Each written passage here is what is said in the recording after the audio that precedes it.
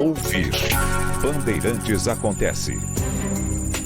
Bom, e tem um outro assunto que, na verdade, associa-se a isso que Ronald e eu conversávamos, porque tem a ver com eleição, porque o vice-presidente do Tribunal Superior Eleitoral, e que será o presidente do TSE no momento da eleição, Alexandre de Moraes, ele disse, num discurso que fez ontem, que a Justiça Eleitoral tem atualmente, atenção, a mesma vontade de democracia e a mesma coragem de enfrentar os que não acreditam no regime democrático que tinha quando foi criada há 90 anos.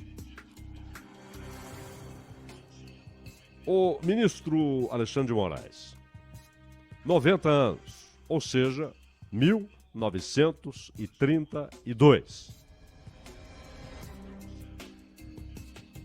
Em 1932, havia um regime de exceção no Brasil, não é? Independentemente de suas características, dos caminhos adotados, do que precedeu o movimento de 1930, da utilização, inclusive, de um crime passional que foi tratado como crime político do João Pessoa, contra o João Pessoa, foi tratado como um crime político para a não aceitação do resultado da eleição, olha só, de 1930. E claro, com apoio militar e com apoio de um movimento de 1924, que é o movimento tenentista, que na verdade já havia dado as caras em outros momentos, ganha esse nome em 1924 pelos diversos movimentos e pela participação dos tenentes, e que dá à luz, inclusive,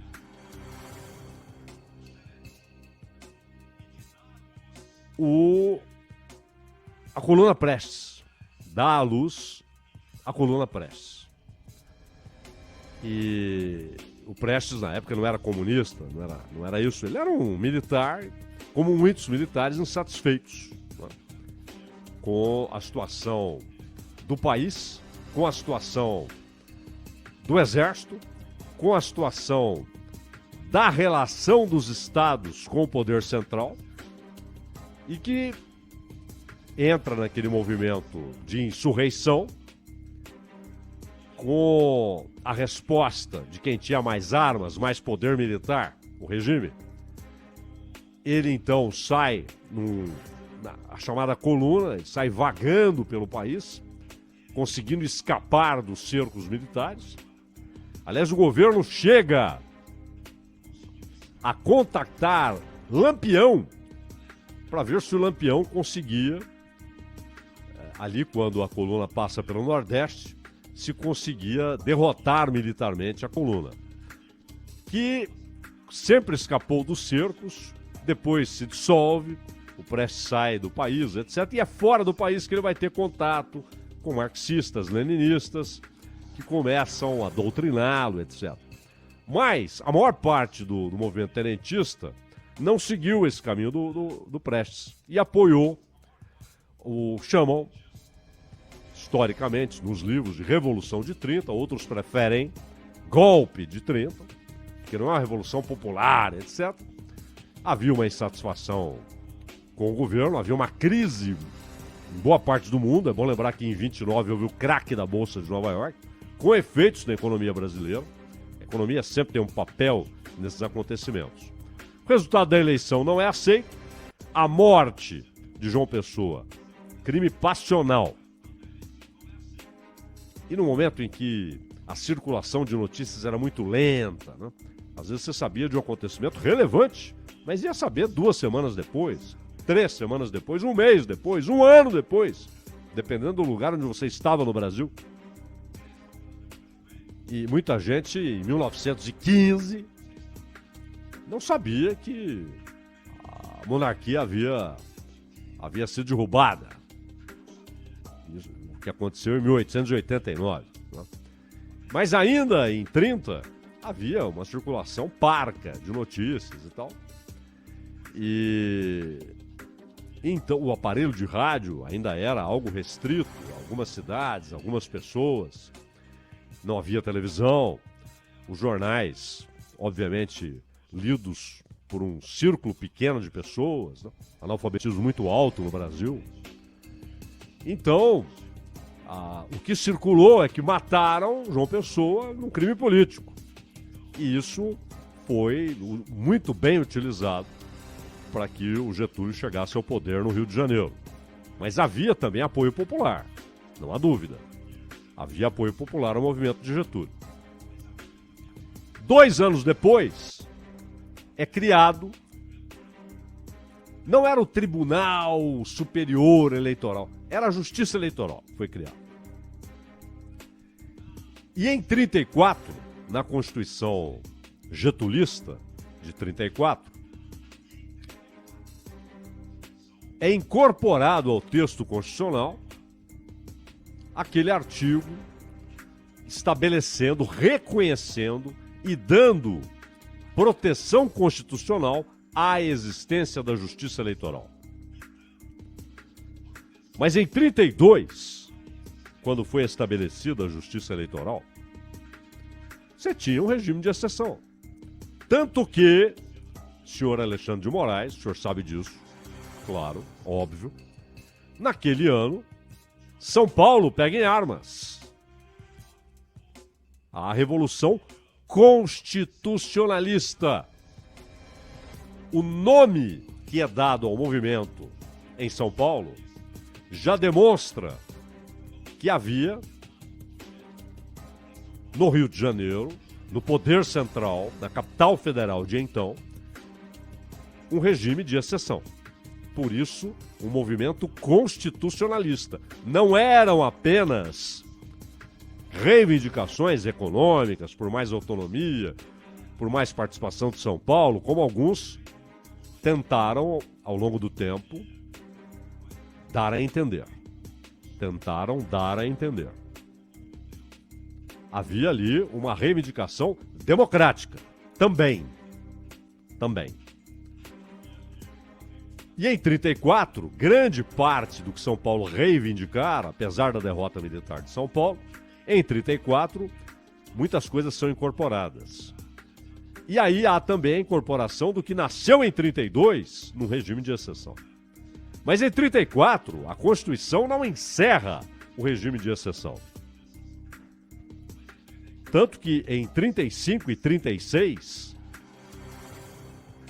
há um comportamento claramente ditatorial, tirânico, de perseguição, de censura, de vigilância, de prisões sem base jurídica. Eu já disse aqui 1000 vezes, digo mais uma, e mais uma, e mais uma. Quem se interessar, até porque, independentemente do tema, você vai ler literatura de altíssimo nível. Leia Memórias do Cárcere, do Graciliano Ramos. Aquilo é um retrato do governo getulista antes do Estado Novo, hein? Antes do Estado Novo. Era uma ditadura que, além de dar piscadelas para o nazifascismo, tinha um comportamento político típico do fascismo. Inclusive seus alvos de perseguição, muito parecidos com os do fascismo. Em 37, com o Estado Novo, que é, digamos, o Estado Novo, numa comparação, digamos, simplória, né? Mas, assim como o AI-5 é uma radicalização, é um momento específico, é um endurecimento do regime radicalmente. Assim como o AI-5 está pro golpe de 64, o Estado Novo em 37, esse nome é tomado em Estado de Salazar, né, do Estado Novo português, o Estado Novo getulista é uma radicalização, não é o início da ditadura, como também muitos pretendem dizer. Não, a ditadura começa em 37, balela. Balela. Em 35, 36, havia no Brasil uma ditadura com características fascistas. Então, é que paralelamente o governo Getúlio, ele é fundamental para que alguns direitos que o Brasil, não é nem que negligenciava, o Brasil ignorava, fossem incorporados às relações econômicas e às relações de produção. O trabalhador antes não tinha direito algum, não é? Era ali, dependendo da relação dele com o patrão. Ou seja, o quanto ele era importante para conseguir alguns benefícios que eram dados ali para ele. Não era para o conjunto de funcionários da empresa, muito menos para a categoria, e muito menos para o conjunto de trabalhadores. Então o Getúlio estabelece mudanças importantíssimas, imprescindíveis. Mas, hoje, os ataques não são a característica fascista da ditadura getulista. Os ataques são a incorporação de direitos. É impressionante. A inversão dos valores. O que deveria ser atacado não é. É esquecido por todos, hein? E o que deveria ser assegurado, porque não é algo que brotou de uma ideologia, era algo fundamental. A economia pedia direitos formais. Era essencial, mas quem teve o peito político de fazer isso foi o Getúlio. Isso é indiscutível, é história. É história. Porém, isso não apaga que foi uma ditadura, que prendeu, que torturou, que perseguiu, que censurou, que matou. Isso é indiscutível. Também é história. Então, a justiça eleitoral, ela surge no regime de exceção. E o Moraes diz que ela tem atualmente a mesma vontade de democracia e a mesma coragem de enfrentar os que não acreditam no regime democrático que tinha quando foi criada 90 anos atrás. Pelo amor de Deus! Em 37, ela desaparece. Aí, na plenitude da ditadura getulista, no Estado Novo, a justiça eleitoral desaparece. E o governo fala, não, eu decido aqui como é que é a eleição, como é que não é. Ela é restabelecida, aí sim, num processo até muito vívido, de muita vitalidade da redemocratização em 46. Talvez a mais liberal das constituições brasileiras. É aquela pós-Getúlio, Getúlio dos 15 anos. Depois Getúlio volta, já com a nova Constituição, volta eleito, é outra história. É uma outra história. Aí, a volta de Getúlio eleito, de forma alguma, representa a volta de um regime ditatorial. E ele era popular, exatamente, por esses direitos que incorporou. Mas muitos continuavam sendo oposição porque não esqueciam a ditadura, a característica tirânica, as prisões. E prisões, à lá o processo do Kafka. O sujeito estava preso e não tinha ideia. Por quê? Não havia um processo formal e ele estava preso. Era colocado em navio de prisioneiros que eram levados de lá para cá, daqui para lá. Ambientes insalubres. Muitos, mesmo reconhecendo os avanços trabalhistas, continuavam na oposição porque não se esqueciam das torturas. E tortura é uma ação canalha, né, abjeta, seja contra que pessoa for. E houve perseguição e houve censura. Outro dia dizíamos aqui, a Bandeirantes, ela nasce num ambiente difícil, de vigilância, de censura. Não era um momento fácil da vida brasileira. O Estadão, velho Estadão, o Jornal Estado de São Paulo, sofreu horrores com a ditadura getulista. Quando o Getúlio volta, o Getúlio eleito. Porque ele era, sim, popular, isso é indiscutível. Não é? As críticas não apagam o fato de que ele era muito popular. O bota o retrato do velho no mesmo lugar, um achado, né? Brilhante, um achado brilhante na eleição de 50. Isso é um achado, né? Bota o retrato do velho no mesmo lugar. Isso mostra, isso é uma demonstração da popularidade, porque as pessoas tinham nas casas o retrato do Getúlio. Mas como? Tinha o retrato do ditador? Sim. As coisas são complexas.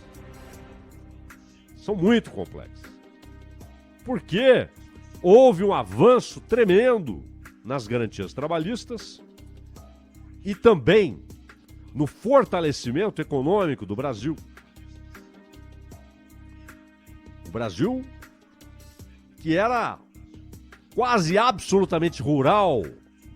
Você tinha ilhas de indústria, em São Paulo, por exemplo. Na Moca. Mas, no geral, era um país rural, de economia rural. Que um dia havia dependido da cana, do preço internacional do açúcar, e depois passou a ter uma dependência gigantesca do preço internacional do café, e por isso sofre rapidamente o efeito da crise de 29. Então a justiça eleitoral não é o que o senhor Alexandre de Moraes tentou pintar ontem. Nasceu como defensora da democracia e foi movida sempre por esses ideais. Isso é uma releitura. Não é uma releitura, né? É uma tentativa de reescrever a história. Não é isso. A justiça eleitoral, porque a gente tem de olhar a realidade do país. Ela tornou-se importante, sim, porque é o mecanismo que o país adotou. Agora, é uma peculiaridade tupiniquim? É. O que você tem normalmente em democracias, ninguém está falando de Coreia do Norte, ou de China, ou de Arábia Saudita. Não, você está falando de democracias. Você tem tribunais normais, regulares, que funcionam o ano inteiro para vários assuntos, inclusive para reclamações eleitorais. Não são específicos. Tribunal Eleitoral, o que significa que há uma justiça eleitoral. E que, aliás, recentemente, vale aqui abrir parênteses para lembrar que isso provocou uma distorção recente. Quando o Supremo Tribunal Federal decidiu que casos de corrupção, lavagem de dinheiro, se houver ali, junto com isso, episódios de caixa 2 de campanha eleitoral, vai tudo para a Justiça Eleitoral, que não é aparelhada para lidar com casos de corrupção. Isso facilita a corrupção. Isso dificulta a punição da corrupção que foi investigada, denunciada formalmente. E vários casos que estavam em tribunais aparelhados para investigação de corrupção foram transferidos, por causa dessa decisão do Supremo, para a chamada Justiça Eleitoral, que é uma invenção brasileira.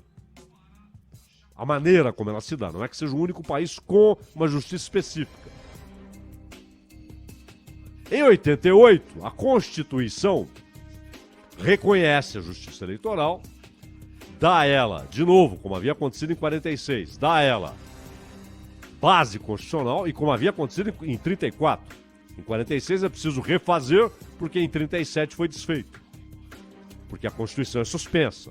É um estado de exceção escancarado, mas já era um estado de exceção quando apareceu a Justiça Eleitoral e, posteriormente, o Tribunal Eleitoral. 88, a Constituição fala, tá bom, tá aqui, está formalizada. Porém, seu funcionamento, e atenção, sua competência, seu funcionamento, sua composição, sua competência serão determinados por legislação complementar. Cadê a legislação complementar? E aí, você tem, em 2009, por exemplo, há uma nova configuração, uma lei que da nova base para a Justiça Eleitoral, ela se baseia, inclusive, na lei de 1965, governo Castelo Branco. As leis que sustentam o funcionamento da Justiça Eleitoral estão aí ao longo do tempo. A mais recente é de 2009, governo Lula, segundo mandato do Lula. Mas a complementação que a Constituição pediu, determinou, não veio. E não é a única que falta, não, hein? Há vários e vários artigos constitucionais cujo complemento legal, que é responsabilidade do Congresso Nacional, nunca veio. Inclusive na legislação eleitoral. E aí você tem a composição. 3, porque o mínimo de juízes no Tribunal Superior Eleitoral, o mínimo é 7. Você tem de contar ali com pelo menos 7 juízes. Esse é o mínimo estabelecido. É o número mágico. 3 tem de ser do Supremo. Inclusive, o presidente do Tribunal Superior Eleitoral tem de ser um ministro do Supremo. O vice-presidente tem de ser um ministro do Supremo. Um dos outros 2, porque são 3 do Supremo. 2 do Superior Tribunal de Justiça. E 2 advogados. Mas quem indica os advogados? O Supremo. Não que ele nomeie. Ele indica, é formada uma lista que é entregue ao presidente da República. E o presidente da República escolhe, então. Mas 3 são necessariamente do Supremo, 2 do Superior Tribunal de Justiça. E a presidência sempre com alguém do Supremo. E há um detalhe ali. Olha, se o tio, o sogro, a cunhada, a enteada, a avó for candidato, aquele juiz, se é Tribunal Superior Eleitoral e é uma eleição nacional, ele tem de cair fora. Lá há mandato, 2 anos. Olha a dificuldade. Nos tribunais regionais, isso se reproduz. Olha a dificuldade para lidar com um caso de corrupção. O cara entra, começa a analisar o caso, cai fora. Vem outro que não sabe nada daquele caso. Não está aparelhado para isso. Mas vamos lá. Já fechamos esses parênteses aí. A história agora, você tem ali. Tem um parente que é candidato. O sujeito tem de sair. Tem de sair. Por quê? Porque não é aquilo que acontece em outros países, onde você tem um organismo que cuida das eleições. Não acho que devamos copiar. O Brasil não tem de ficar copiando porcaria alguma. Ele tem de estabelecer aquilo que é bom para ele. Mas tem de ser bom. E a Justiça Eleitoral, dado o histórico, ela tem de ser mantida. Tá tudo bem. Precisa daquele prédio lá, não é? Aquele prédio gigantesco, caríssimo, absurdo, faraônico. Não precisava. Para 7 caras ficarem lá despachando. Podiam fazer isso em 2 andares ali alugados. Mas tudo bem, tem as sessões, as pessoas vão lá. Você podia ter um auditório alugado para ocasiões. Mas não, prefeito tem palácio, Assembleia Legislativa, todo mundo tem palácio. E o TSE tem o seu palácio. Tá bom. Pagamos por isso. Mas tudo bem, mantenha o que está aí. É a maneira como o país desenvolveu sua relação com as eleições. Porém, deveriam rever essa história de mandar investigação de corrupção e lavagem de dinheiro para Tribunal Eleitoral quando há lavagem de dinheiro, quando há caixa 2 na história. Isso é dificultar investigação de corrupção. Mas por que, se o cunhado, o sogro, um parente distante, um primo de segundo grau é candidato, o cara tem de sair exatamente para falar, olha, é preciso não apenas ser honesto, é preciso parecer honesto, a tal frase atribuída a César. Pois bem, se há esse cuidado, o concunhado é parente, o cara tem de cair fora, isso coloca como dever implícito, mas que, na verdade, olhando o que está escrito na lei, torna-se explícito. Quem está no TSE não pode fazer política. Não pode ter candidato. Não pode trabalhar a favor ou contra candidaturas. Quem está no TSE não pode fazer discurso político, ainda que com pinta de ideológico. Aqueles discursos enfadonhos do Fachin, que ele julga serem brilhantes. Falamos em César, dignos do Senado romano. Não são. São ruins. Textos ruins. Ou os discursos iluministas do Barroso. Aquele que julga ter o papel, o dever de estar aparelhado para isso, estar autorizado, o que é mais grave, a conduzir a sociedade em direção à verdade. O Moraes não é dessa turma, ele não é desses arroubos, né, acadêmicos e tal. Mas, primeiro, o tribunal não tem desde o início essa característica que deve ter de defesa da democracia. Mas o essencial, ele tem necessariamente de ser apartidário. O ministro pode julgar que o candidato é uma porcaria, mas ele não pode, por isso, usar a sua função pública para fazer campanha contra A ou a favor de B. Ronald.